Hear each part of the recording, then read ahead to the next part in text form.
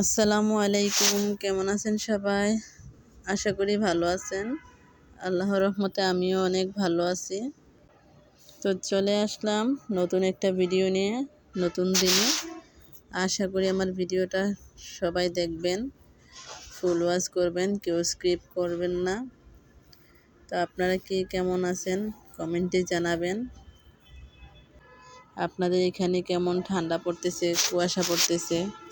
তো আমাদের এইখানে অনেক বেশি কুয়াশা, তত ঠান্ডা নেই। এই যে আমার বিড়ালটা কি দুষ্টামি করতেছে, তো ভাবলাম একটু ভিডিও করি। ও পাপোশটা নিয়ে খেলতেছে, তারপর আমার সাথে মারামারি করতেছে। তো সেই জন্য একটু ভিডিও করে নিলাম। এই যে কিভাবে আমার সাথে মারামারি করে।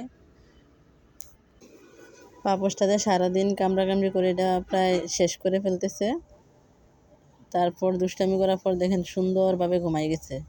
ওর কাজ হচ্ছে সকালবেলা খাবে, সকালবেলা ঘুমাবে না, দুপুরবেলা খাওয়ার পর অনেকক্ষণ ঘুমাবে, প্রায় 3-4 ঘন্টা ঘুমাবে। তারপর আবার খাবে, খাওয়ার পর আবারও ঘুমাবে। আজকে মাগরিবের আজানের আগে ঘুমাইছে, প্রায় 9টা বাজে।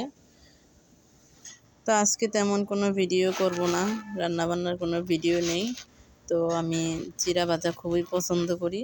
তো সন্ধ্যাবেলা আমি চিড়া ভাজাটা খাই। এটা আমি ভাজার পর একটু প্রসেস করে ভাজার পর আমি বক্সে ফালাই রাখি।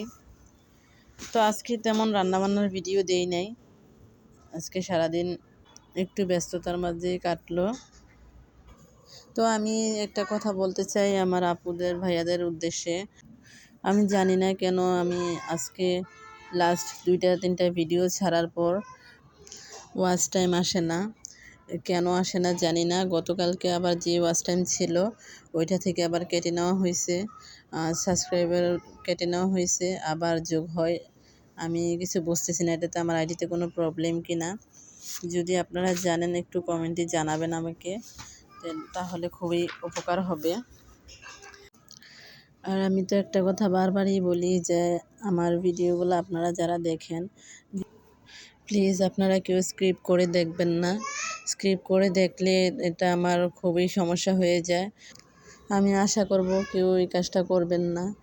আমি মূলত এই কাজটা করি না, যেন একটা ভিডিও দেখা হয় এটা কেন আমি স্ক্রিপ্ট করব। আমি তো কাজের ফাঁকে ফাঁকে দেখি। সারাদিন যেহেতু ছোট দিন, সবই বুঝতে পারতেছি যে আপনাদের কষ্ট হয়ে যায়। তো আমি এভাবে চিড়াগুলো ভেজে নেব তাওয়াতে। আমি 3টা স্টেপে ভাজতেছি। সবগুলো একসাথে দিলে নিচে লেগে যাওয়ার সম্ভাবনা বেশি থাকে। তো সেই জন্য আমি ভাজতেছি। তো এভাবে দেখতেছি চিড়াগুলো মানে মুচমুচে হয়েছে কি না। চিড়াগুলো ভাজা শেষ। আমি সরিষার তেলে পেঁয়াজ বেরেস্তা করে নেব। পেঁয়াজ আর কাঁচামরিচ এটা বেরেস্তা করে নেব। এই ক্ষেত্রে আমি একটু তেলটা কমিয়ে দিয়েছি, কারণ হচ্ছে আমার এই তেলটা পরে কোনো কাজে লাগে না। সেই জন্য আমি তেলটা একটু অল্প করে দেওয়ার চেষ্টা করছি। আর বেরেস্তা করার সময় একটু বেশি তেল লাগে। তো আমি পেঁয়াজটা বেরেস্তা করে নিচ্ছি। এই ক্ষেত্রে বলে রেখে, আমার যে নতুন সাবস্ক্রাইবার, আমার বন্ধুগুলা নতুন হয়েছেন, তাদেরকে অন্তরস্থল থেকে অনেক অনেক ধন্যবাদ এবং অনেক ভালোবাসা। এভাবে পাশে থাকার চেষ্টা করবেন, ইনশাআল্লাহ আমিও পাশে থাকব। আর পুরনো বন্ধুরা তো আমার সব সময় সাপোর্ট করে, আর ওনারা আমার সব সময় কলিজার বন্ধু। সবসময় অন্তর থেকে ওনাদেরকেও ভালোবাসা, কারণ ওনাদের কমেন্টগুলা দেখলেই ভিডিও বানাতে উৎসাহ পাই। তো এই ক্ষেত্রে আমার পেঁয়াজটা অনবরত আমি নাড়াচাড়া করতেছি, কারণ পুড়ে যাওয়ার সম্ভাবনা থেকেই যায়। আর পুড়ে গেলে একটু তিতা তিতা লাগে। আমার বাসায় যখন কোনো কিছু থাকে না সন্ধ্যাবেলা খাওয়ার জন্য, তখন আমি আলাদা করে এটা করে রাখি। এটা করার কারণ হচ্ছে সন্ধ্যাবেলা চাটা খেলে তখন কিছু একটা খেতে ইচ্ছা করে, তখন এটা খাওয়া যায়। জানি না আপনারা এটা কীভাবে নিতেছেন, আমার কাছে বিষয়টা আসলেই ভালো লাগে। যার যেরকম রুচি, যার যেমন চাহিদা, সেই অনুযায়ী চলা। তো আমার পেঁয়াজ বেরেস্তাটা প্রায় হয়ে আসছে। এক্ষেত্রে আমি অনবরত নাড়তেছি। তো এখন আমি এটা তুলে নেব।